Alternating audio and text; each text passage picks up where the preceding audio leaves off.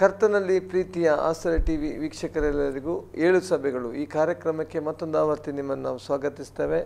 ಪ್ರಿಯ ವೀಕ್ಷಕರೇ, ಈ ಒಂದು ಕಾರ್ಯಕ್ರಮದಲ್ಲಿ 7 ಸಭೆಗಳು ಪ್ರಕಟಣೆ ಪುಸ್ತಕದಲ್ಲಿ ಬರೆಯಲ್ಪಟ್ಟಂಥ 7 ಸಭೆಗಳ ಕುರಿತಾದಂಥ ವಿಸ್ತಾರವಾಗಿ ನಾವು ಕಲಿಯುವಿಕೆಯನ್ನು ನಾವು ಮಾಡ್ತಾ ಇದ್ದೇವೆ. ಅನೇಕ ಸಂಚಿಕೆಗಳಿಂದ 7 ಸಭೆಗಳ ಕುರಿತಾಗಿ ನಾವು ಚರ್ಚೆ ಕಲಿಯುವಿಕೆಯ ಒಂದು ಕಾರ್ಯಕ್ರಮದ ಮೂಲಕವಾಗಿ ಅನೇಕರು ಆಶೀರ್ವದಿಸಲ್ಪಟ್ಟಿದ್ದಾರೆ ಎಂಬುದಾಗಿ ನಾನು ನೆನೆಸ್ಕೊಳ್ತೇವೆ. ಇವತ್ತಿನ ಕಾರ್ಯಕ್ರಮದಲ್ಲಿ ಕೂಡ ಕಳೆದ 2-3 ಸಂಚಿಕೆಗಳಲ್ಲಿ ನಾವು ಕಲಿತಿರುವಂಥ 7 ಸಭೆಗಳಲ್ಲಿ ಬರೆಯಲ್ಪಟ್ಟಂಥ ಹೆಸರು ಎಫೆಸ ಅಥವಾ ಹಾಗೆ ಅನೇಕ ಸಭೆಗಳ ಕುರಿತಾಗಿ ಬರೆಯಲ್ಪಟ್ಟ ಹೆಸರು ಯಾಕೆ ಕೊಡಲ್ಪಟ್ಟಿದೆ ಎಂಬುದಾಗಿ ಸೇವಕರು ತಿಳಿಯಪಡಿಸಿದ ಅನೇಕ ವಿಷಯಗಳು ನಾವು ಅದರ ಮೂಲಕವಾಗಿ ಕಲೀಲಿಕ್ಕೆ ಸಾಧ್ಯವಾಯಿತು. ಇವತ್ತು ಕೂಡ ಇದನ್ನು ಮುಂದುವರಿಸಲಿಕ್ಕೆ ಬಯಸ್ತೇವೆ. ನಮ್ಮದಲ್ಲೇ ದೇವ ಸೇವಕರು DGM ಬೇತಲ್ ಸಭೆಯ ಹಿರಿಯ ಸೇವಕರು ಹಾಗೂ ಆಸರೆ ಟಿವಿಯ ಸಂಸ್ಥಾಪಕರು ಆಗಿರುವಂಥ ಪಾಸ್ಟರ್ ಸುನಿಲ್ ಜಾನ್ ಡಿಸೋಜ ಅವರಿದ್ದಾರೆ. ಅವರು ಈ ಕಾರ್ಯಕ್ರಮಕ್ಕೆ ಯೇಸು ಕ್ರಿಸ್ತನ ನಾಮದಲ್ಲಿ ನಾವು ಆಸರೆ ಟಿವಿ ಪರವಾಗಿ ನಾವು ಸ್ವಾಗತಿಸೋಣ. Pastor praise the lord. Pastor, ಕಳೆದ ಅನೇಕ ಸಂಚಿಕೆಗಳಲ್ಲಿ ನಾವು 7 ಸಭೆಗಳ ಕುರಿತಾಗಿ ನಾವು ಚರ್ಚೆ ಅಥವಾ ಕಲಿಕೆ ನಾವು ಕಲಿತಾ ಇದ್ದೇವೆ. ಇವತ್ತು ನಮ್ಮ ಮುಂದಿರುವಂಥ ಪ್ರಶ್ನೆ, ಪ್ರತಿಯೊಂದು ಸಭೆಗೆ ದೂತನು ಬರೆಯುವಾಗ ದೂತನು ಹೇಳುವಂಥದ್ದು ಆ ದೂತನ ಕುರಿತಾಗಿ ಆ ದೂತನ ಕುರಿತಾಗಿ ಅದೇ ದೂತನು ಎಂಬುದಾಗಿ ಯಾಕೆ ಹೇಳಲ್ಪಟ್ಟಿದೆ ಮತ್ತು ದೂತ ಎಂಬುದಾಗಿ ಯಾರು? ದೂತನ ಕುರಿತಾಗಿ ಅನೇಕರು ಅನೇಕ ವಿಧವಾಗಿ ಇಂಟರ್ಪ್ರಿಟ್ ಮಾಡ್ತಾರೆ. ಆದರೆ ಇಲ್ಲಿ ನಾವು ಸರಿಯಾಗಿ ಗಮನಿಸಬೇಕಾದರೆ ಎಫೆಸ ಸಭೆಯ ದೂತನು, ಸ್ಮುರ್ನ ಸಭೆಯ ದೂತನು, ಮತ್ತು ಎಫೆಸ 2:1 ಎಫೆಸ ಸಭೆ ದೂತ, ಎಫೆಸ 2:8 ಸ್ಮುರ್ನ ಸಭೆಯ ದೂತ, ಎಫೆಸ 2:12 ಈ ಪೆರ್ಗಮ ಸಭೆಯ ದೂತ, ಪ್ರಕಟಣೆ 2:17 ತುವತೈರ ಸಭೆಯ ದೂತ, ಪ್ರಕಟಣೆ 3:1 ಸಾರ್ದಿಸ್ ಸಭೆಯ ದೂತ, ಪ್ರಕಟಣೆ 3:7 ಫಿಲದೆಲ್ಫಿಯ ಸಭೆಯ ದೂತ, ಪ್ರಕಟಣೆ 3:14 ಲವೋದಿಕೀಯ ಸಭೆ ದೂತ. ಅಂದರೆ ಅರ್ಥ, ಒಂದೊಂದು ಸಭೆಗಿರುವಂಥ ಒಂದು ದೂತನಿಗೆ ಕೊಡುವಂಥ ಒಂದು ಸಂದೇಶ. ಅದರ ಅರ್ಥ ಏನೆಂದರೆ, ದೂತ ಎಂದರೆ ಸಭಾಪಾಲಕ. ಪ್ರಕಟಣೆ 1:21 ಓದಿ. ನನ್ನ ಬಲಗೈಯಲ್ಲಿ ನೀನು ಕಂಡ 7 ನಕ್ಷತ್ರಗಳ ಮತ್ತು 7 ಚಿನ್ನದ ದೀಪಸ್ತಂಭಗಳ ಗೂಢಾರ್ಥವನ್ನು ವಿವರಿಸುತ್ತೇನೆ. ಆ 7 ನಕ್ಷತ್ರಗಳು ಅಂದರೆ ಆ 7 ಸಭೆಗಳ ದೂತರು, ಆ 7 ದೀಪಸ್ತಂಭಗಳು ಅಂದರೆ ಆ 7 ಸಭೆಗಳು. 7 ನಕ್ಷತ್ರಗಳೆಂದರೆ ಆ 7 ಸಭೆಗಳ ದೂತರು. ಅಂದರೆ ಒಂದೊಂದು ಸಭೆಯ ದೂತನಿಗಿರುವ ಒಂದು ಸಂದೇಶ. ಉದಾಹರಣೆಗೆ, ಒಂದು ಕುಟುಂಬಕ್ಕೆ ಒಂದು ಸಂದೇಶ ಕೊಡಬೇಕಾದ್ರೆ ಮಕ್ಕಳನ್ನು ಕರೆದು ಯಾರು ಕೊಡುವುದಿಲ್ಲ, ಅಥವಾ ಪ್ರಾಯಕ್ಕೆ ಬಂದ ಯಾರು ಸರಿಯಾಗಿ ಅಲ್ಲಿ ಅಥವಾ ಹೆಂಡತಿಗೋ ಕೊಡಲ್ಲ ಸಂದೇಶ. ಮನೆಯ ಯಜಮಾನ ಯಾರು ಅವರನ್ನು ಕರೆದು ಆ ಕುಟುಂಬಕ್ಕಿರುವ ಒಂದು ಸಂದೇಶವನ್ನು ಸಾಧಾರಣವಾಗಿ ಕೊಡ್ತಾರೆ. ಅದೇ ಸಭೆಗೆ ಒಂದು ಸಂದೇಶವನ್ನು ಕೊಡಬೇಕಾದರೆ ಅಲ್ಲಿ ಆ ಸಭೆಯಲ್ಲಿ ಜವಾಬ್ದಾರಿಯ ಸ್ಥಾನದಲ್ಲಿರುವಂಥ ವ್ಯಕ್ತಿಗೆ ಕೊಡುವಂಥದ್ದಾಗಿರ್ತದೆ. ಒಂದು ಸಭೆಯಲ್ಲಿ ಜವಾಬ್ದಾರಿ ಉಳ್ಳಂಥ ವ್ಯಕ್ತಿ ಯಾರು? ಜವಾಬ್ದಾರಿ ಸ್ಥಾನದಲ್ಲಿರುವಂಥ ವ್ಯಕ್ತಿ ಸಭಾಪಾಲಕನು. ಆ ಸಭೆಯನ್ನು ಕ್ರಿಸ್ತನ ಬರೋಣಕ್ಕೆ ಸಿದ್ಧಪಡಿಸುವಂಥದ್ದು, ಕ್ರಿಸ್ತನ ಪರಿಜ್ಞಾನದಲ್ಲಿ, ವಾಕ್ಯದ ಪರಿಜ್ಞಾನದಲ್ಲಿ ನಡೆಸುವಂಥದ್ದು ಒಬ್ಬ ದೇವ ಸೇವಕನ ಒಂದು ಕರ್ತವ್ಯ ಅಥವಾ ಜವಾಬ್ದಾರಿ. ಅಲ್ಲಿ ಕೊರತೆ ಇದ್ದರೂ ಒಂದು ಸಭೆಯಲ್ಲಿ ಇನ್ಯಾವುದೇ ರೀತಿಯ ಒಂದು ಕ್ರಮಪಡಿಸಬೇಕಿದ್ದರೂ ಕೂಡ ಅದು ಆ ಸಭೆಯ ಸಭಾಪಾಲಕನೇ ಮಾಡಬೇಕು. ಅದಕ್ಕೆ ನೇರವಾಗಿ ದೂತನು ಆ ಸಭೆಯ ಪಾಲಕನಿಗೆ ಇಲ್ಲಿ ಸಂದೇಶ ಕೊಡ್ತಾ ಇದ್ದಾನೆ. ಇದನ್ನು ತಿಳ್ಕೊಳ್ಳತಕ್ಕದ್ದು ನಾವು, ಒಂದು ಸಭೆಯಲ್ಲಿರುವ ಸಭಾಪಾಲಕನು ತುಂಬ ಜವಾಬ್ದಾರಿಯುಳ್ಳವನು. ಅದಕ್ಕೆ ವಾಕ್ಯ ಹೇಳ್ತದೆ, ಯಾಕೋಬ 3:1 ನಿಮ್ಮಲ್ಲಿ ಎಲ್ಲರೂ ಬೋಧಕರಾಗಬೇಡಿ, ಬೋಧಕರಿಗೆ ಕಠಿಣವಾದ ಒಂದು ನ್ಯಾಯ ತೀರ್ಪಿದೆ. ಏನೋ ಒಂದು ಪ್ರಸಂಗ ಮಾಡಲಿಕ್ಕಾಗಲಿ, ಏನೋ ಒಂದು ಉಪದೇಶವನ್ನು ಮಾಡಲಿಕ್ಕಾಗಲ್ಲ. ಅಲ್ಲಿ ಬೋಧಕನಿಗೆ ಅಥವಾ ಸಭಾಪಾಲಕನಿಗೆ ಒಂದು ಜವಾಬ್ದಾರಿ ಅಲ್ಲಿದೆ. ಒಂದು ಸಭೆಯನ್ನು ಹೇಗೋ ಬೇಕಾಬಿಟ್ಟಿಯಾಗಿ ಅದನ್ನು ನಡೆಸಲಿಕ್ಕೆ ಆಗುವುದಿಲ್ಲ. ಸರಿಯಾದ ಸ್ವಸ್ಥತೆಯ ಆರೋಗ್ಯಕರವಾದ ಉಪದೇಶದಲ್ಲಿ ಆತನು ಆ ಸಭೆಯನ್ನು ಬೆಳೆಸಬೇಕು. ಕೊರತಿದ್ದರೂ ದೇವರು ಅವನಿಗೆ ಸಂದೇಶ ಕೊಡ್ತಾ ಇದ್ದಾರೆ, ಕ್ರಮ ಇಲ್ಲದಿದ್ದರೂ ಅವನಿಗೆ ದೇವರು ಸಂದೇಶ ಅಲ್ಲಿ ಕೊಡುವಂಥದ್ದು. ಅರ್ಥ ಆಯ್ತಲ್ಲ? ಆದ ಕಾರಣ ನಾವು ಹಳೆ ಒಡಂಬಡಿಕೆಯನ್ನು ಗಮನಿಸುವುದಾದರೆ ಅಲ್ಲಿ ದೇವ ಸೇವಕರನ್ನು, ದೇವ ಜನರನ್ನು, ಇಸ್ರೇಲ್ ಜನಾಂಗವನ್ನು ನಡೆಸುವುದಕ್ಕಾಗಿ ನಾವು ಈ ಮೋಶೆಯ ನಂತರವಾಗಿ ನಾವು ನೋಡೋದಾದರೆ ಜೋಶುವ ಬಂದ. ಜೋಶುವ ನಂತರ ಅನೇಕ ನ್ಯಾಯಸ್ಥಾಪಕರು ಬಂದರು. ಅವರ ನಂತರವಾಗಿ ಅನೇಕ ರಾಜರುಗಳು ಬಂದರು, ಅನೇಕ ಪ್ರವಾದಿಗಳು ಬಂದರು, ಯಾಜಕರು ಬಂದರು, ಅನೇಕ ನಾಯಕರನ್ನು ಅಲ್ಲಿ ನಾವು ಹಳೆ ಒಡಂಬಡಿಕೆ ಕಾಲದಲ್ಲಿ ನೋಡ್ತೇವೆ. ಆದರೆ ಇಲ್ಲಿ ಅವರು ಯಾರು ಸರಿಯಾದ ರೀತಿಯಲ್ಲಿ ದೇವಜನರನ್ನು ನಡೆಸಬೇಕಾದಂಥ ರೀತಿಯಲ್ಲಿ ನಡೆಸಲಿಲ್ಲ. ದೇವರ ದುಃಖದಿಂದ ಹೇಳುವಂಥ Hoshea 4:6 ನನ್ನ ಜನರು ಜ್ಞಾನಹೀನರಾಗಿ ನಾಶವಾಗುತ್ತಿದ್ದಾರೆ. ಅಥವಾ ಏಷ್ಯಾ 5:13 ನನ್ನ ಜನರು ಜ್ಞಾನಹೀನರಾಗಿ ಸೆರೆಗೆ ಹೋಗ್ತಾ ಇದ್ದಾರೆ. ದೇವ ದುಃಖದಿಂದ ಹೇಳುವಂತ ನೋಡಿ. ಅದಕ್ಕಾಗಿ ದೇವರು ಏನು ಮಾಡಿದ, ನೋಡಿದ ಹೃದಯಕ್ಕೆ ಒಂದು ತಂದೆಯ ಹೃದಯ ಇರುವಂತಹ ಒಂದು ಒಳ್ಳೆಯ ಪಾಲಕರನ್ನು ಆತನಿಗೆ ಕಾಣಲಿಕ್ಕೆ ಆಗಲಿಲ್ಲ ಹಳೆ ಒಡಂಬಡಿಕೆ ಕಾಲದಲ್ಲಿ. ದೇವರ ವಾಕ್ಯ ನೀಡಿದ ಜ್ಞಾನೋಕ್ತಿ 27:23 ಒಂದು ವಾಕ್ಯ ಓದಿ. ಅಲ್ಲಿ ಹೇಳ್ತದೆ, ನಿನ್ನ ಹಿಂಡನ್ನು ಗಮನಿಸು, ಅದರ ಸ್ಥಿತಿಯನ್ನು ಗಮನಿಸು. ಜ್ಞಾನೋಕ್ತಿ 27:23 ವಾಕ್ಯ ಓದಿ. ನಿನ್ನ ಹಿಂಡುಗಳ ಸ್ಥಿತಿಯನ್ನು ಚೆನ್ನಾಗಿ ತಿಳಿದುಕೋ, ನಿನ್ನ ಮಂದೆಗಳ ಮೇಲೆ ಮನಸ್ಸಿಡು. ಇಲ್ಲಿ ಹಿಂಡಿನ ಸ್ಥಿತಿಯನ್ನು ಒಬ್ಬ ಸೇವಕನು ತಿಳ್ಕೋಬೇಕು. ಆತ್ಮಿಕವಾಗಿ ಯಾವ ರೀತಿಯಲ್ಲಿದೆ ಹಿಂಡು, ಯಾವ ಪರಿಸ್ಥಿತಿಯಲ್ಲಿದೆ, ಬೆಳವಣಿಗೆ ಮಟ್ಟ ಎಷ್ಟು ಇದೆ. ಪೌಲ ಹೇಳ್ತಾನೆ ನೋಡಿ, ಇಬ್ರಿಯ 5:11-14 ವಾಕ್ಯ ಓದುವಾಗ, ಕಾಲ ನೋಡಿದ್ರೆ ನೀವು ಬೋಧಕರಾಗಬೇಕಿತ್ತು, ಅದು ಇನ್ನೂ ನಿಮಗೆ ಮಕ್ಕಳಾಗಿ ಮೂಲ ಪಾಠಗಳನ್ನು ನಾವು ಏನು ಮಾಡಬೇಕೀಗ ಕಲಿಸಿಕೊಡಬೇಕಾಗಿದೆ. ಕಾಲ ನೋಡಿದ್ರೆ ಬೋಧಕರಾಗಿತ್ತು. ಹಿಂದಿನ ಸ್ಥಿತಿಗತಿಯ ಬಗ್ಗೆ ಒಬ್ಬ ಸೇವಕನು ಸರಿಯಾಗಿ ತಿಳ್ಕೊಂಡಿರ್ತಾನೆ. ಅವರಿಗೆ ಯಾವ ಆತ್ಮಿಕ ಆಹಾರ ಬೇಕು, ಯಾವಾಗ ದೇವರ ಸಮ್ಮುಖದಲ್ಲಿ ಕುಳಿತುಕೊಂಡು ಬೇಕಾದ ಸಂದೇಶವನ್ನು ತಗೊಂಡು ಬರ್ತಾನೆ. ನಾನು ಕೇಳಲ್ಪಟ್ಟಿದ್ದೇನೆ ಅನೇಕ ಕಡೆಗಳಲ್ಲಿ ಈಗ ಎಲ್ಲ ಪಾಸ್ಪೋರ್ಟ್ ಕಾಲ ಅಲ್ಲ, ಇಂಟರ್ನೆಟ್ಟಿಂದಲೇ ಕೆಲವರು ಡೌನ್ಲೋಡ್ ಮಾಡಿ ಎಲ್ಲ ಸಂದೇಶಗಳನ್ನು ತಗೊಂಡು ಹೋಗ್ತಾರಂತೆ. ಅದೆಷ್ಟು ಕಾರ್ಯ ಮಾಡ್ತದೆ ಗೊತ್ತಿಲ್ಲ. ನಾವು ಸಂದೇಶ ರೆಡಿ ಮಾಡಲಿಕ್ಕೆ 1-2 ಗಂಟೆ ಅನ್ಯ ಭಾಷೆ ಪ್ರಾರ್ಥಿಸ್ತೇವೆ, 1-2 ಗಂಟೆ ಆರಾಧನೆ ಮಾಡ್ತೇವೆ, ಪ್ರೇಯರ್ ಮಾಡಿ ದೇವರ ಸಮ್ಮುಖದಲ್ಲಿ ಕೂತು ಸಂದೇಶ ತಗೊಂಡು ಬರ್ತೇವೆ. ಅನೇಕ ಸೇವಕರು ಆ ರೀತಿಯಲ್ಲಿ ಮಾಡ್ತಾರೆ. ಫ್ರೆಶ್ ಮನ್ನಾ ಇವತ್ತು ಸಭೆಗೆ ಬೇಕು, ಫ್ರೆಶ್ ಮನ್ನಾ ಇಂಟರ್ನೆಟ್ಟಲ್ಲಿರುವಂಥ ಒಂದು ವಾಕ್ಯ ಅಲ್ಲ. ಅದಕ್ಕೆ ಆ ಹಳೆ ಒಡಂಬಡಿಕೆಯಲ್ಲಿ ಆ ದಿವಸಕ್ಕೆ ಕೊಡಲ್ಪಡ್ತಿತ್ತು. ಹೌದು ಮನ್ನಾ. ಹೌದು. ವಿಮೋಚನ ಕಾಂಡ 16ನೇ ಓದುವಾಗ ಅವರಿಗೆ 6 ದಿವಸಗಳ ಕಾಲ ಅವತ್ತಿಗೆ ಬೇಕಾದಷ್ಟು ಅವರು ಕುಡಿಸ್ತಾ ಇದ್ರು, ತೃಪ್ತರಾಗ್ತಿತ್ತು. ಉಳಿದ್ರೆ ಅದು ಕೊಳ್ತು ಹೋಗ್ತಾ ಇತ್ತು. ಮರುದಿವಸ ಗುಡಿಸ್ಕೊಡುವ ಆಗಿರಲಿಲ್ಲ, ಅವರು ಕೊಳ್ತು ಹೋಗ್ತಾ ಇತ್ತು.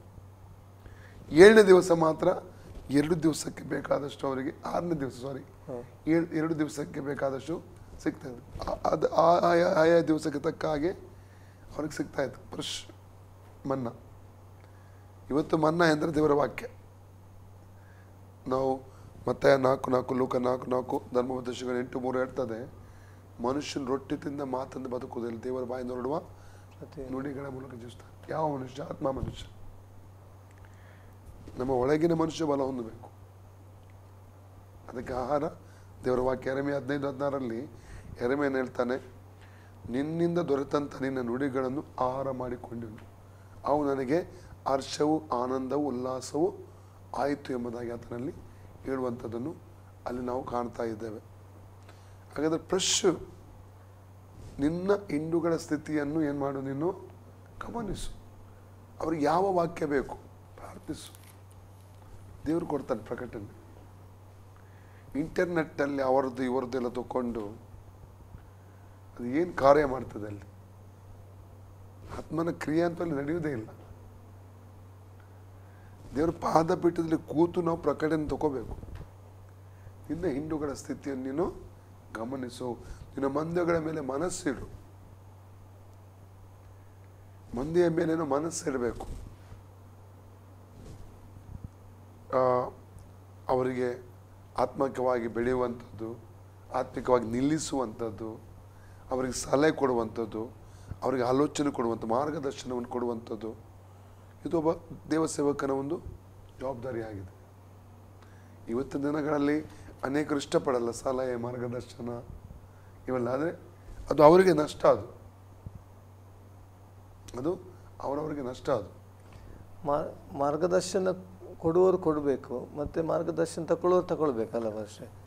ತುಂಬ ಜನ ತಗೊಳ್ಳೋಕೆ ಇಷ್ಟಪಡೋದಿಲ್ಲ. ಅದು ಏನು ಮಾಡಲಿಕ್ಕಾಗ. ಆದರೆ ಸೇವಕನು, ಸಭಾಪಾಲಕನು ಮಂದೆ ಮೇಲೆ ಮನಸ್ಸು ಇಡಬೇಕಂತ. ಮನಸ್ಸು ಇಡೋದಂದರೆ ಅರ್ಥ ಏನು? ಜಾಗೃತಿಯಿಂದ ಗಮನಿಸುವಂಥದ್ದು. ಆ ಮಂದೆ ಹಿಂಡನ್ನು ಅದನ್ನು ಗಮನಿಸುವಂಥದ್ದು. ಆದರೆ ಆ ಹಡಬುಂಡೆ ಕಾಲದಲ್ಲಿ ಅವರು ಹಿಂಡನ್ನು ಗಮನಿಸಲೂ ಇಲ್ಲ, ಮಂದೆಯ ಮೇಲೆ ಮನಸ್ಸಿಡಲೂ ಇಲ್ಲ. ಇದನ್ನು ದೇವರೊಂದು ವಾಗ್ದಾನ ಮಾಡ್ತಾನೆ ಅಲ್ಲಿ. ಏನದು? ಅದನ್ನು ನಾವು ಯೆರೆಮೀಯ 3:15 ಓದ್ತೇವೆ. ನನ್ನ ಹೃದಯಕ್ಕೆ ಒಪ್ಪುವಂಥ ಪಾಲಕರನ್ನು ನಾನು ಕೊಡ್ತೇನೆ. ಓದಿ ವಾಕ್ಯ. ನನ್ನ ಹೃದಯಕ್ಕೆ ಒಪ್ಪುವಂಥ ಪಾಲಕರನ್ನು ನಾನು ಕೊಡ್ತೇನೆ ಎಂಬುದಾಗಿ. ಯೆರೆಮೀಯ 3:15 ನಾವು ಅದನ್ನು ಓದ್ತೇವೆ. ಇದಲ್ಲದೆ ನನ್ನ ಮನಸ್ಸು ಒಪ್ಪುವ ಪಾಲಕರನ್ನು ನಿಮಗೆ ದಯಪಾಲಿಸುವೆನು. ನೋಡಿ, ನನ್ನ ಹೃದಯ ಒಪ್ಪು ಅಥವಾ ಮನಸ್ಸು ಒಪ್ಪುವ ಪಾಲಕರನ್ನು ನಾನು ನಿಮ್ಗೆ ಕೊಡ್ತೇನೆ. ಅವರು ನಿಮ್ಮ ಜ್ಞಾನ ವಿವೇಕಗಳಿಂದ ಪೋಷಿಸುವರು. ಅವ್ರು ಏನು ಮಾಡ್ತಾರೆ? ಇವರು ಜ್ಞಾನ ವಿವೇಕ. ಅವಾಗ ಒಂದು ವಾಗ್ದಾನ ಕೊಡ್ತಾನೆ ದುಃಖದಿಂದ. ಈ ಒಂದು ಎಜೆಕಿಯೇಲ್ 34ನೇ ಅಧ್ಯಾಯ 1-10 ವಾಕ್ಯನ ಓದುವುದಾದರೆ ಅಲ್ಲಿ ನಾವು ಕಾಣುವಂಥದ್ದು ಏನಂದರೆ, ಸುಮಾರು 23 ವಿಷಯಗಳನ್ನು ದೇವರು ಕುರುಬರ ಕುರಿತಾಗಿ ಅಥವಾ ಸಭಾಪಾಲಕರ ಕುರಿತಾಗಿ ದೇವರಲ್ಲಿ ಹೇಳುವಂಥದ್ದನ್ನು ನಾವು ದುಃಖದಿಂದ ನೋಡ್ತೇವೆ. ನಾವು 1-9 ಓದುವ. ಮೊದಲು, ಯೆಹೋವನು ಈ ಮಾತು ನನಗೆ ದಯಪಾಲಿಸಿದನು, ನರಪುತ್ರನೇ, ಇಸ್ರಾಯೇಲ್ ಎಂಬ ಮಂದೆಯ ಕುರುಬರಿಗೆ ಈ ದೈವೋಕ್ತಿಯನ್ನು ನುಡಿದೇ ನುಡಿ. ಕರ್ತನಾದ ಯೆಹೋವನು ಇಂತೆನ್ನುತ್ತಾನೆ, ಅಯ್ಯೋ, ಸ್ವಂತ ಹೊಟ್ಟೆಯನ್ನು ಹೊರೆದುಕೊಳ್ಳುವ ಇಸ್ರಾಯೇಲಿನ ಕುರುಬರ ಗತಿಯನ್ನು ಏನು ಹೇಳಲಿ? ಅವ್ರು ಯಾವುದನ್ನು ಗಮನಿಸ್ತಿದ್ದರು? ಸ್ವಂತ ಹೊಟ್ಟೆ, ತನ್ನ ಊಟ, ನಾವು ಜೀವಿಸುವಂಥದ್ದು, ತಮ್ಮ ಬಗ್ಗೆನೇ ಯೋಚಿಸುವಂಥದ್ದು, ಬೇರೆಯವರ ಬಗ್ಗೆ ಚಿಂತೆ ಇಲ್ಲ. ದೇವರು ಅವರ ಕೈಗೆ ಏನೆಲ್ಲ ಕೊಟ್ಟಿದ್ದಾರೆ ಆ ಮಂದೆ ಬಗ್ಗೆ ಗಮನಿಸ್ತಾ ಇಲ್ಲ. ಇಸ್ರೇಲರ ಬಗ್ಗೆ ಅವ್ರು ಗಮನಿಸೋಕೆ ಇರಲಿಲ್ಲ. ಸ್ವಂತ ಹೊಟ್ಟೆ ಬಗ್ಗೆ, ಸ್ವಂತ ಊಟದ ಬಗ್ಗೆ ಇವತ್ತಿಗಿದ್ದಾರೆ. ಹೊಟ್ಟೆಪಾಡಿಗಾಗಿ ಸೇವೆ ಮಾಡುವವರು, ಅಂದರೆ ಅವರಿಗೆ ಜವಾಬ್ದಾರಿಕೆಲ್ಲ, ಆತ್ಮಗಳ ಬಗ್ಗೆ ಒಂದು ಭಾರ ಇಲ್ಲದಿರುವಂಥದ್ದನ್ನು ಕೂಡ ಇವತ್ತಿನ ಅನೇಕ ಕಡೆಗಳನ್ನು ನೋಡ್ತೇವೆ. ಕೆಲವು ಕಡೆಗಳು ನೋಡ್ತೇವೆ ನಾವು. ಸ್ವಂತ ಹೊಟ್ಟೆ ಕುರಿತಾಗಿ ಮಾತ್ರ ಯೋಚಿಸುವಂಥದ್ದು. ಮುಂದೆ ಓದಿ. ಕುರುಬರ ಧರ್ಮವಲ್ಲದೆ ನೀವು ಕೊಬ್ಬಿನ ಮಾಂಸವನ್ನು ತಿನ್ನುತ್ತೀರಿ, ಉಣ್ಣೆಯ ಹೊದಿಕೆಯನ್ನು ಹೊದಿಯುತ್ತೀರಿ, ಕೊಬ್ಬಿದ ಕುರಿಗಳನ್ನು ಕಡಿಯುತ್ತೀರಿ, ಆದರೆ ಕುರಿಗಳನ್ನು ಮೇಯಿಸುವುದಿಲ್ಲ. ನೋಡಿ, ಅರ್ಥ ಬೇಕಾದ ಹಾಗೆ ಒಬ್ಬ ಸೇವಕರು ಏನು ಮಾಡ್ತಾರೆ? ಅವ್ರಿಗೆ ಎಲ್ಲ ಸಿಗ್ತದೆ, ಕುರಿಗಳಿಂದ ಎಲ್ಲ ಆಶೀರ್ವಾದ ಒಂದು ಕೊಡ್ತಾರೆ, ಆದರೆ ಮೇಯಿಸುವುದಿಲ್ಲ. ಮೇಯಿಸುವುದೆಂದ್ರೇನು? ನಾವು ಕೀರ್ತನೆ 23:1-2-3 ವಾಕ್ಯ ಓದುವಾಗ, ಯೆಹೋವನು ನನಗೆ ಕುರುಬನು, ನಾನು ಕೊರತೆ ಪಡೆನು, ಆತ ನನ್ನ ಹಸಿರುಗಾವಲಲ್ಲಿ ತಂಗಿಸುತ್ತಾನೆ, ವಿಶ್ರಾಂತಿಕರವಾದ ನೀರಿನ ಬಳಿಗೆ ನಡೆಸುತ್ತಾನೆ, ನನ್ನ ಪ್ರಾಣವನ್ನು ಉಜ್ಜೀವಿಸ ಮಾಡಿ ತನ್ನ ಹೆಸರಿಗೆ ತಕ್ಕಂತೆ ನೀತಿ ಮಾರ್ಗದಲ್ಲಿ ನಡೆಸುತ್ತಾನೆ. ನಾನು ಕಾರ್ಗತ್ತನ ಕಣಿವೆಯಲ್ಲಿ ಹಾದು ಹೋಗುವಾಗ ನೀನು ಹತ್ತಿರವಿರುವುದರಿಂದ ಕೇಡಿಗೆ ಹೆದರೆನು, ನಿನ್ನ ದೊಣ್ಣೆ ಕೋಲು ನನಗೆ ಧೈರ್ಯ ಕೊಡುತ್ತದೆ. ವೈರಿಗಳ ಮುಂದೆ ನನಗೋಸ್ಕರ ಅವತನ್ನು ಸಿದ್ಧಪಡಿಸ್ತಾನೆ, ನನ್ನ ತಲೆಗೆ ತೈಲ ಹಚ್ಚುತ್ತಾನೆ, ನನ್ನ ಪಾತ್ರೆ ತುಂಬಿ ಹೊರಸೂಸುತ್ತದೆ. ನಿಶ್ಚಯವಾಗಿ ನನ್ನ ಜೀವಮಾನವೆಲ್ಲ ಶುಭವು ಕೃಪೆಯನ್ನು ನಿಭಾಯಿಸುವುದು, ನನ್ನ ಸದಾಕಾಲವು ಯೆಹೋವನ ಮಂದಿರದಲ್ಲಿ ವಾಸಿಸುವುದು. ಅಂದರೆ ಯೆಹೋವನು ನನಗೆ ಕುರುಬನು, ನಾನು ಕೊರತೆ ಪಡುವುದಿಲ್ಲ. ಒಬ್ಬ ಕುರುಬ ಸರಿಯಾಗಿ ಇದ್ದರೆ ಒಂದು ಸಭೆಯಲ್ಲಿ ಈ ಕುರಿಗಳು ಅಂದರೆ ವಿಶ್ವಾಸಿಗಳಿಗೆ ಕೊರತೆ ಇರಲ್ಲ. ವಾಕ್ಯದ ಕೊರತೆ, ಜ್ಞಾನದ ಕೊರತೆ, ವಿವೇಕದ ಕೊರತೆ ಅಲ್ಲಿ ಇರುವುದಿಲ್ಲ. ವಿಶ್ವಾಸಿಗಳು ಹೇಗೆ ಬೆಳೆಯಬೇಕು, ಯಾವ ರೀತಿಯಲ್ಲಿ ಆಶೀರ್ವಾದ ಪಡ್ಕೋಬೇಕು, ಶಿಲುಬೆಯ ಒಂದು ಕಾರ್ಯದಲ್ಲಿ ಸ್ವಾಮಿ ನಮಗೆ ಆಶೀರ್ವಾದ ಏನೆಲ್ಲ ಬೇಕು ಅದನ್ನು ಮಾಡಿ ಮುಗಿಸಿದ್ದಾನೆ. ಅದನ್ನು ಹೇಗೆ ಸಮೃದ್ಧಿಯಲ್ಲಿ ಹೇಗೆ ನಾವು ನಡೆಯಬೇಕು, ಆರೋಗ್ಯದಲ್ಲಿ ನಾವು ಹೇಗೆ ನಡೆಯಬೇಕು, ಬಿಡುಗಡೆಯಲ್ಲಿ ಹೇಗೆ ನಾವು ನಡೆಯಬೇಕು, ಆಶೀರ್ವಾದದಲ್ಲಿ ಹೇಗೆ ನಡೆಯಬೇಕು, ಅದನ್ನು ಒಬ್ಬ ಸೇವಕನ ಕರ್ತವ್ಯ ವಿಶ್ವಾಸಿಗಳು ಕಲಿಸುವಂಥದ್ದು. ಅದೇ ಅದು ಅನೇಕ ಕಡೆಗಳಲ್ಲಿ ಅದು ನಾವು ಕಾಣಲಿಕ್ಕೆ ನಮಗೆ ಆಗ್ತಾ ಇಲ್ಲ. ಮುಂದೆ ಓದಿ. ಆಹಾ, ನೀವು ದುರ್ಬಲವಾದವುಗಳನ್ನು ಬಲಗೊಳಿಸಲಿಲ್ಲ. ದುರ್ಬಲವಾದವುಗಳನ್ನು ಏನು ಮಾಡಲಿಲ್ಲ ಅಂತೆ, ಬಲಗೊಳಿಸಿ. ದುರ್ಬಲವಾದವುಗಳು ಅನೇಕ ಅಂದರೆ ಕುರಿಗಳು ಒಂದು ವಿಶ್ವಾಸಿಗಳು 100 ವಿಶ್ವಾಸಿ ಒಂದು ಸಭೆಯಲ್ಲಿದ್ದರೆ 100 ರೀತಿಯಲ್ಲಿ ಇರ್ತಾರೆ. ಕೆಲವರು ಬಲಹೀನರಾಗಿರ್ತಾರೆ ಆತ್ಮಿಕವಾಗಿ, ಕೆಲವರು ಆತ್ಮಿಕ ಬೆಳವಣಿಗೆ ಅವರಲ್ಲಿ ಇರುವುದಿಲ್ಲ, ವಾಕ್ಯ ಸರಿಯಾಗಿ ಗ್ರಹಿಸಿಕೊಳ್ಳಿಕ್ಕೆ ಅನೇಕ ಸಲ ಕಷ್ಟ ಆಗ್ತದೆ. ಬಲಹೀನರು ಮಕ್ಕಳಾಗಿರ್ತಾರೆ, ಚಿಕ್ಕ ಮಕ್ಕಳಾಗಿ. ಅವರನ್ನು ಬಲಪಡಿಸುವಂಥದ್ದು, ಅವರ ಪುಷ್ಟಿಗೆ ನಡೆಸುವಂಥ ಆತ್ಮಿಕವಾಗಿ ಸೇವಕನ ಕರ್ತವ್ಯ, ಪೋಷಿಸುವಂಥದ್ದು ಆತ್ಮಿಕವಾಗಿ. ದುರ್ಬಲವಾದಂಥ ಕುರಿಗಳ ಬಗ್ಗೆ ಗಮನವನ್ನು ಕೊಡುವಂಥದ್ದು ಒಬ್ಬ ಸೇವಕನ ಕರ್ತವ್ಯ. ಕೇವಲ ದೀಕ್ಷಾಸನ ಕೊಟ್ಟು ಬಿಡುವಂಥದ್ದಲ್ಲ. ದೀಕ್ಷಾಸನ ನಂತರವಾಗಿ ಯೇಸುವೇನು ಹೇಳಿದ್ದಾನೆ ಮತ್ತೆ 28, 18, 19, 20ನೇ ವಾಕ್ಯದಲ್ಲಿ, ಭೂಲೋಕದಲ್ಲಿಯೂ ಪರಲೋಕದಲ್ಲಿಯೂ ಸಕಲ ಅಧಿಕಾರ ನನಗೆ ಕೊಡಲ್ಪಟ್ಟಿದೆ, ಅದಕ್ಕೆ ನೀವು ಹೊರಟು ಹೋಗಿ ನೀವು ಎಲ್ಲ ಜನಾಂಗಗಳನ್ನು ನನ್ನ ಶಿಷ್ಯರನ್ನಾಗಿ ಮಾಡಿ, ಅವರಿಗೆ ತಂದೆ ಮಗ ಪವಿತ್ರ ದೀಕ್ಷಾಸನ ಕೊಟ್ಟು ಶಿಷ್ಯರನ್ನಾಗಿ ಮಾಡಿ, ಮತ್ತು ನಾನು ನೀವು ಕಲಿಸಿಕೊಟ್ಟದನ್ನು ಕಾಪಾಡಿಕೊಡುವುದಕ್ಕಾಗಿ ಅವರಿಗೆ ಕಲಿಸಿರಿ. ಯುಗದ ಸ್ವಾತಂತ್ರ್ಯವಿಗೂ ನಾನು ನಿಮ್ಮೊಂದಿಗೆ ಇರ್ತೇನೆ ಅಂತ ಸ್ವಾಮಿ ಹೇಳಿದ್ದಾನೆ. ಕಲಿಸಬೇಕು ನಾವು ಅವರಿಗೆ ಕಾಪಾಡಿಕೊಳ್ಳುವುದಕ್ಕಾಗಿ. ಹಾಗೂ ದುರ್ಬಲವಾದವುಗಳೇನಾಗ್ತದೆ, ಬಲಗೊಳ್ಳುತ್ತವೆ, ಆತ್ಮಿಕವಾಗಿ ಬೆಳೀತವೆ, ಹಿಂಜಾರಿ ಹೋಗುವುದಿಲ್ಲ, ಲೋಕಕ್ಕೆ ತಿರುಗಿ ಹೋಗುವುದಿಲ್ಲ. ಮುಂದೆ ಓದಿ.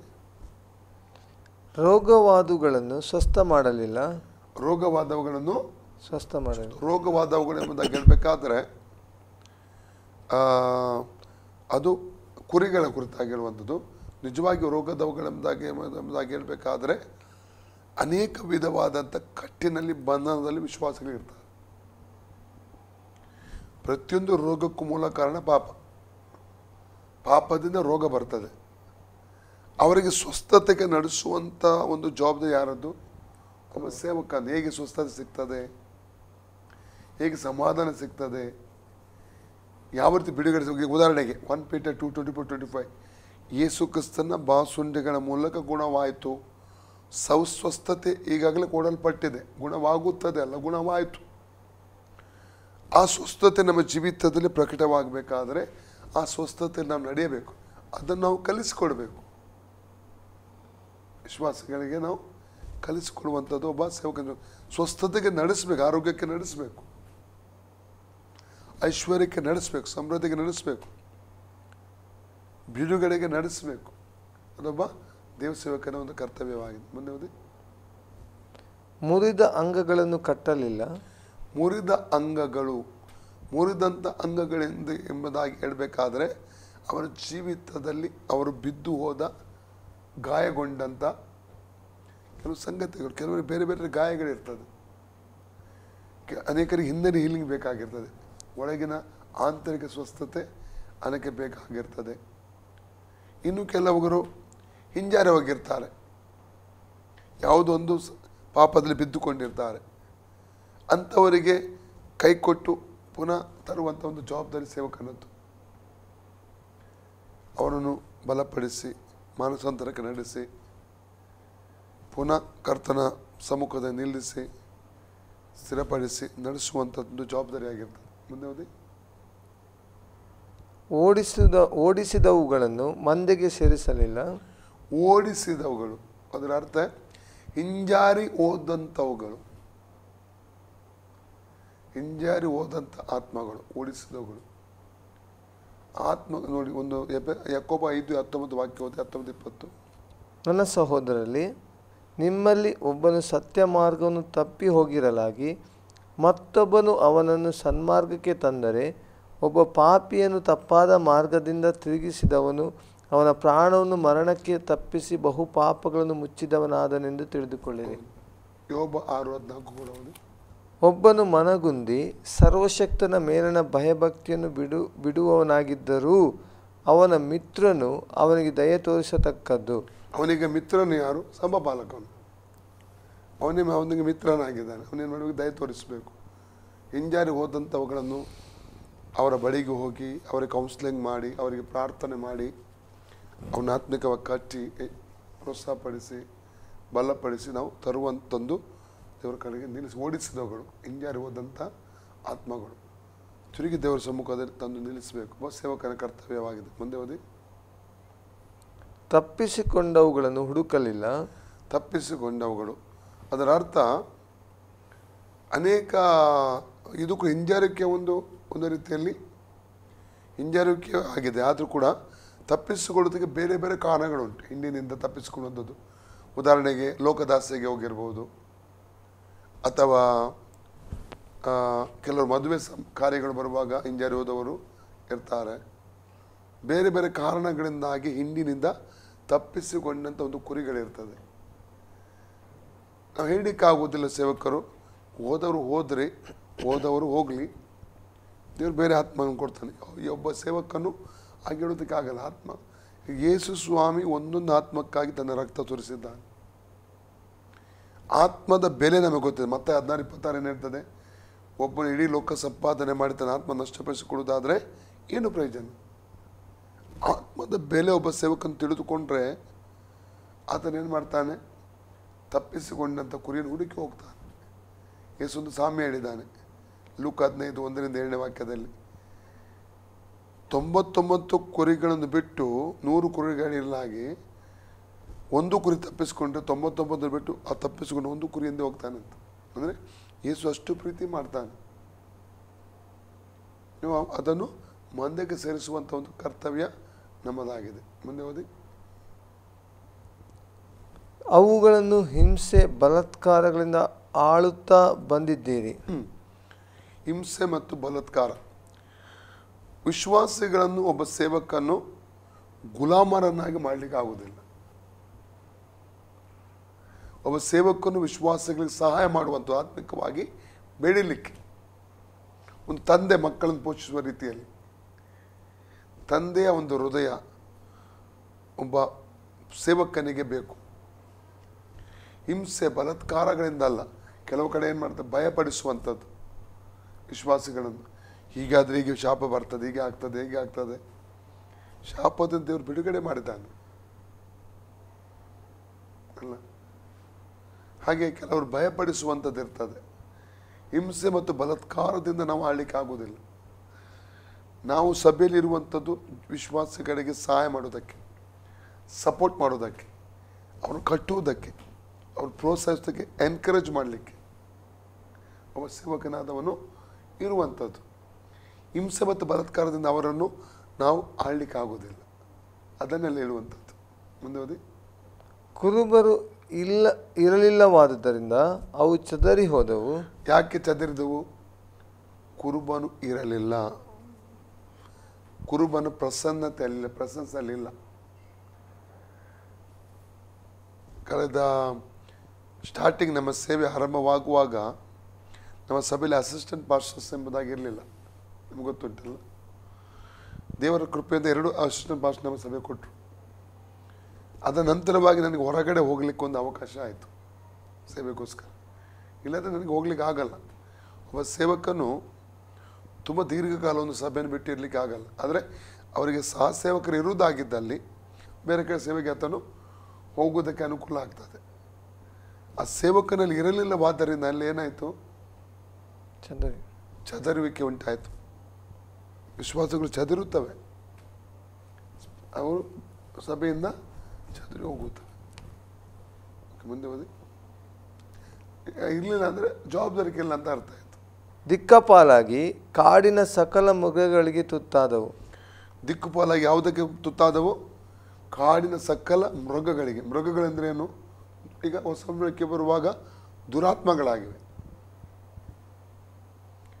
ದುರಾತ್ಮಗಳಿಗೆ ತುತ್ತಾಗ್ತಾ ಇದ್ದಾರೆ.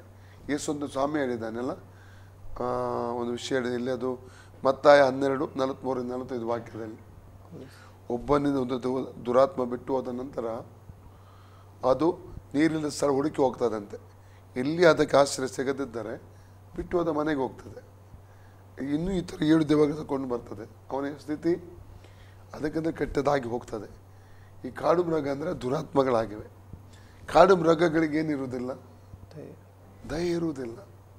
ಅವುಗಳು ಸೀಡಿ ಒಬ್ಬ ವ್ಯಕ್ತಿನ ಕೊಂದಾಗ್ತದೆ. ದುರಾತ್ಮಗಳಿಗೂ ದಯೆ ಇಲ್ಲ. ದುರಾತ್ಮಗಳ ಕೆಲಸ ಏನು? ಆತ್ಮಗಳನ್ನು ಹಾಳು ಮಾಡುವಂಥದ್ದು. ಉದಾಹರಣೆಗೆ ಮಾರ್ಕ 5ನೇ ಅಧ್ಯಾಯದಲ್ಲಿ 1-20 ವಾಕ್ಯ ಓದುವಾಗ, ಗೆದನೇಜರ್ ಎಂಬುದಾಗಿ ಹೇಳುವಂಥ ಸೀಮೆಯಲ್ಲಿ ಒಬ್ಬ ವ್ಯಕ್ತಿ ಎಲ್ಲಿ ವಾಸ ಮಾಡ್ತಾ ಇದ್ದ?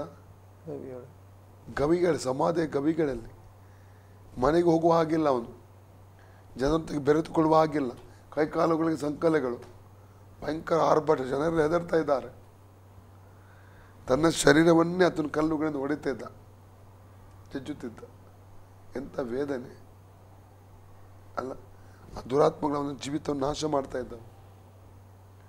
ಅನೇಕರು ಹಿಂಜಾರಿದ ನಿಮಿತ್ತವಾಗಿ ಈ ದುರಾತ್ಮಗಳ ದಾಳಿಗೆ ತುತ್ತಾಗಿದ್ದಾರೆ. ಮುಂದೆ ಹೋಗಿ. ನನ್ನ ಕುರಿಗಳು ಮಲೆನಾಡಿನಲ್ಲೆಲ್ಲ ಎತ್ತರವಾದ ಪ್ರತಿಯೊಂದು ಬೆಟ್ಟದ ಮೇಲೆ ಅಲಿದಾಡಿದವು. ಹೌದು, ನನ್ನ ಕುರಿಗಳು ಭೂಮಂಡಲದಲ್ಲೆಲ್ಲ ಚದರಿ ಹೋದವು. ಹೌದು, ಅನೇಕ ಕಡೆಗಳಲ್ಲಿ ಏನು ಮಾಡ್ತಾರೆ? ಅವು ಅಲೆದಾಡ್ತವೆ. ಕಾರಣ, ಒಂದು ಕಡೆಯಿಂದ ಹೋದ ಒಂದು ಆತ್ಮ ಏನು ಮಾಡ್ತದೆ? ಒಬ್ಬರು ಬೇರೆ ಬೇರೆ ಸಭೆಗಳು ಹುಡುಕಿ ಹೋಗ್ತದೆ. ಕೊನೆಗೇನಾಗ್ತದೆ? ಅದು ಸರಿ ಇಲ್ಲ, ಈ ಸಭೆ ಸರಿ ಇಲ್ಲ, ಆ ಸಭೆ ಸರಿ ಇಲ್ಲ, ಈ ಸಭೆ ದಿಕ್ಕುಪಾಲಾಗಿ ಹೋಗ್ತದೆ. ಸ್ಥಿರತೆ ಇರಲ್ಲ. ಮತ್ತೆ ಮುಂದೆ ಹೋದಿ. ಯಾರು ಅವುಗಳ ಹಿಂದೆ ಹೋಗಿ ಹುಡುಕಲಿಲ್ಲ. ಕುರುಬರೇ, ಯೆಹೋವನ ಮಾತನ್ನು ಕೇಳಿರಿ. ಕರ್ತನಾದ ಯೆಹೋವನಿಂತೆನ್ನುತ್ತಾನೆ, ಅಯ್ಯೋ, ನನ್ನ ಕುರಿಗಳು ಕೊಳ್ಳೆಯಾದವು, ನನ್ನ ಕಾಡಿನ ಸಕಲ ಮೃಗಗಳಿಗೆ ತುತ್ತಾದವು. ಕುರುಬರು ಇರಲಿಲ್ಲವಲ್ಲ, ನನ್ನ ಕುರುಬರು ನನ್ನ ಕುರಿಗಳನ್ನು ಹುಡುಕಲಿಲ್ಲವಲ್ಲ. ಅವರು ಸ್ವಂತ ಹೊಟ್ಟೆಯನ್ನು ನೋಡಿಕೊಂಡರೆ ಹೊರತು ನನ್ನ ಕುರಿಗಳ ಹೊಟ್ಟೆಯನ್ನು ನೋಡಲೇ ಇಲ್ಲ. ಆದ ಕಾರಣ ಕುರುಬರೇ, ಯೆಹೋವನ ವಾಕ್ಯವನ್ನು ಕೇಳಿರಿ. ಕರ್ತನಾದ ಯೆಹೋವನಿಂತೆನ್ನುತ್ತಾನೆ, ಆಹಾ, ನನ್ನ ಜೀವದಾಣೆ, ನನ್ನ ಕುರುಬರಿಗೆ ವಿರುದ್ಧನಾಗಿದ್ದೇನೆ. ಅವರು ನನ್ನ ಕುರಿಗಳ ಲೆಕ್ಕವನ್ನು ನನಗೆ ಒಪ್ಪಿಸಬೇಕು. ನನ್ನ ಕುರಿ ಮೇಯಿಸುವ ಕೆಲಸದಿಂದ ಅವರನ್ನು ತೆಗೆದು ಬಿಡುವೆನು. ಆ ಕುರುಬರು ಇನ್ನು ಸ್ವಂತ ಹೊಟ್ಟೆಯನ್ನು ತುಂಬಿಕೊಳ್ಳರು. ನನ್ನ ಕುರಿಗಳು ಆಹಾರವಾಗಿ ಅವರ ಬಾಯಿಗೆ ಬೀಳದಂತೆ ಅವುಗಳನ್ನು ರಕ್ಷಿಸುವೆನು. ಹಾಗಾದರೆ ದೇವರು ಆ ದಿವಸಗಳಲ್ಲಿ ಎಷ್ಟೇ ನಾಯಕರನ್ನು ಎಬ್ಬಿಸಿದ್ರು ಕೂಡ ಆ ನಾಯಕರು ಒಂದು ಭಾರದಿಂದ, ತಂದೆಯ ಹೃದಯದಿಂದ ಅವರನ್ನು ಜವಾಬ್ದಾರಿಯಿಂದ ಅವರು ಪೋಷಿಸಲಿಲ್ಲ, ನಡೆಸಲಿಲ್ಲ. ಇದು ನೋಡಿದಾಗ ದೇವರ ಹೃದಯ ವೇದನೆಗೊಂಡು ಯೆರೆಮೀಯ 3:15 ಪ್ರವಾದನೆ ಹೇಳ್ತಾ ಇದ್ದಾನೆ, ನನ್ನ ಮನಸ್ಸಿಗೆ ಒಪ್ಪುವ, ಹೃದಯಕ್ಕೆ ಒಪ್ಪುವಂಥ ಪಾಲಕರನ್ನ ನಿಮಗೆ ಕೊಡ್ತೇನೆ. ಅವರು ನಿಮ್ಮನ್ನು ಜ್ಞಾನ ಮತ್ತು ವಿವೇಕಗಳಿಂದ ಪೋಷಿಸ್ತಾರೆ ಎಂಬುದಾಗಿ. ಅವರೇ ಈಗ ಹೊಸ ಒಡಂಬಡಿಕೆಯಲ್ಲಿ ದೇವರು ಕೊಟ್ಟಂಥ ಒಂದು ಪಾಲಕರಾಗಿದೆ. ಎಫೆಸರ್ 4:11 5 ವಿಧವಾದ ಸೇವಕರನ್ನು ನಾವು ಅಲ್ಲಿ ನಾವು ಕಾಣಲಿಕ್ಕೆ ಆಗ್ತದೆ. ಪ್ರಿಯ ವೀಕ್ಷಕರೇ, ಇವತ್ತು ಈ ಕಾರ್ಯಕ್ರಮವನ್ನು ಇಲ್ಲೇ ಮುಗಿಸಲಿಕ್ಕೆ ಬಯಸ್ತೇವೆ. ಸಮಯದ ಅಭಾವದ ನಿಮಿತ್ತವಾಗಿ ಇಲ್ಲೇ ಮುಗಿಸ್ತೇವೆ. ಮುಂದಿನ ಸಂಚಿಕೆಯಲ್ಲಿ ನಾವು ಬರಲಿಕ್ಕಿದ್ದೇವೆ. ನಮ್ಮದಲ್ಲಿ ದೇವಸೇವಕರು ಪ್ರಕಟಣೆಯ 7 ಸಭೆಗಳ ಕುರಿತಾಗಿ ವಿಸ್ತಾರವಾಗಿ ತಿಳಿಸ್ಕೊಡ್ತಾ ಇದ್ದಾರೆ. ಅವರಿಗೆ ಆಶ್ರಯ ಟಿ ಪರವಾದಂಥ ವಂದನೆಗಳು. Pastor praise lord. ಇನ್ನೊಂದು ಸಂಚಿಕೆಯಲ್ಲಿ ನಾವು ಬರುವವರೆಗೆ ತಪ್ಪದೆ ವೀಕ್ಷಿಸಿ ಆಶ್ರಯ ಟಿವಿ. ವಂದನೆಗಳು.